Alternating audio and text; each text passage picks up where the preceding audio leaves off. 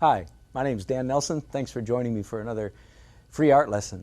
I hope you've got some of the earlier lessons because today I'm going to take up where I left off.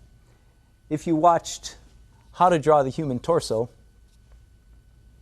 then you've seen already the simple geometric shapes that I use to help me get the human torso proportioned close to correct. And don't forget, the real art to drawing anything is observing, is looking at it. So take the memory devices that I give you and then go out and look at people, actually draw real people. Today I want to focus in on drawing the third immovable block in the human physique. Let me explain what I mean by that. There are three chunks of our body that do not move. They do not morph. They do not change shape. Everything around them changes shape, but the three blocks are our head. Okay, if your head changes shape, please call 911. You're in real trouble. Secondly, same thing. If your torso changes shape, you're in real trouble. The rib cage does not. Now the shoulders move, and of course our spine is Yahoo, very flexible. We're thankful for that. But that block doesn't move. The chest block doesn't move. And thirdly, the hip block does not move either. Now it's a obviously different shape. Let me give you the very simple geometric shape of the hips from the front are a rectangle. Let me go back to the very beginning. Are you with me? A head is a rectangle roughly 2 by 3. The rib cage was a rectangle, then we shaved off the edges. That was pretty much a square. And then the hips are a rectangle going this way. Voila, it's already looking like a person, isn't it? Well, I use a lot of imagination. Artists like a lot of imagination. But this is the one I want to focus on today. How to get this hip unit proportioned rightly. Now, as you can probably imagine, I start with a rectangle, and we're going to get it a little bit more complex from there. This time, we shave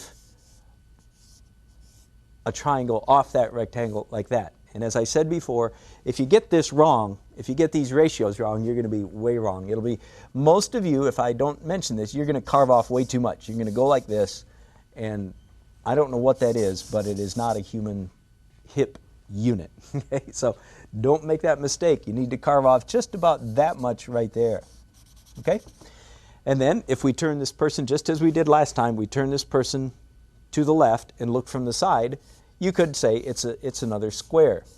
That's the simplest. In fact, I have at home a little figure that I have made that is just the simplest rectangle, square, rectangle.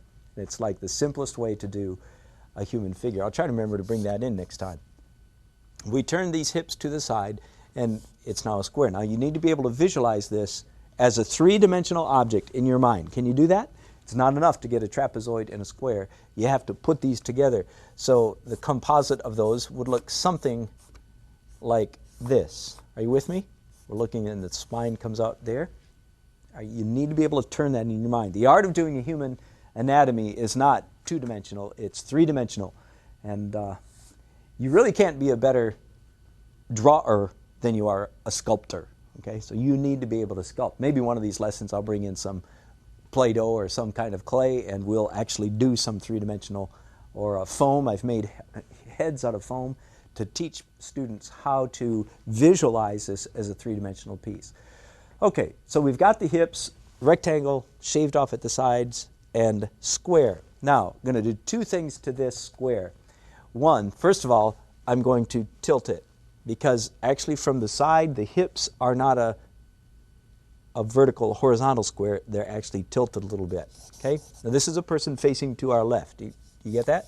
So I'm simply going to take that square and tilt it like that, and now we're closer to human hips. The next thing I'm going to do is I'm going to shave off a little bit off here, and that's almost all I need to do is shave a little bit off the front. Now some of you might be saying, man, I just don't get it. I don't see human hips in that shape at all. Well, let me go to a clean piece of paper and try it again. You ready? From the front, a rectangle. From the side, a square. From the front, a rectangle with the side shaved that way. From the side, a square tilted this way. Now understand, this is a person facing to our left. If it was a person facing to the right, they'd be tilted the other way.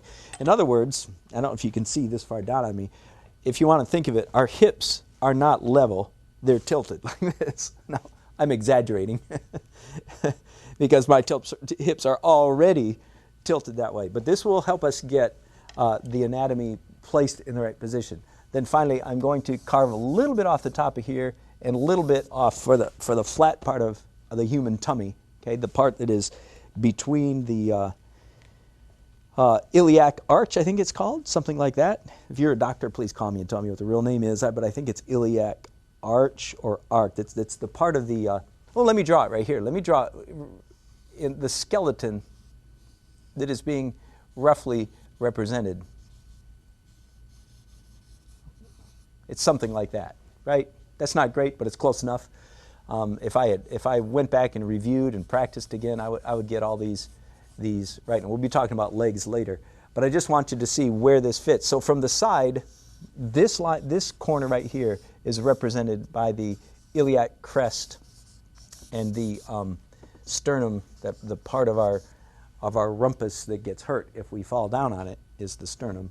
That tail end, our tailbone, the tail end of our spine is there. So the spine comes out, is curved like that, and ends there. Okay.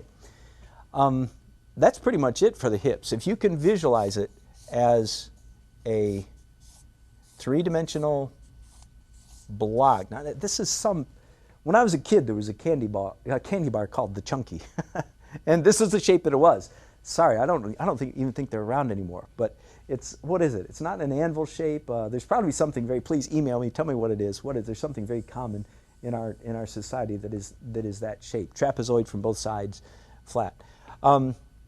Let me draw this again from the side only. At a slight angle. Did you get that? That gives us the curvature, sends us into the right curvature of the small of the back. Gives us the right trajectory for the rear end and the right trajectory for the front of the thigh. With me? And then, of course, if we went back up here, we'd be drawing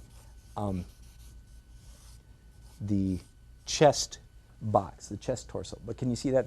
That bum's a little bit too big, isn't it? Isn't it great? Weight loss program. You can lose weight in an art class faster than any other way in the world. This is very ragged and very rough. I'm sure you can see that. You can improve on it a great deal. I think his tummy's a little bit too small. There we go. Is that a little bit better? Are you with me? But do you see how this unit, this chunky candy bar shaped unit, put in there at an angle, helps us get a number of these lines put in the right place? And that's what I'm trying to get you to do, is just have these little tricks so that you know where the hip goes, you know where the chest goes. We're going to talk about the head pretty soon, but I hope you've gotten these down. The chest, the hips. We've got a long ways to go, don't we? Oh my goodness. Hope you're having fun. I am. Thanks for joining me.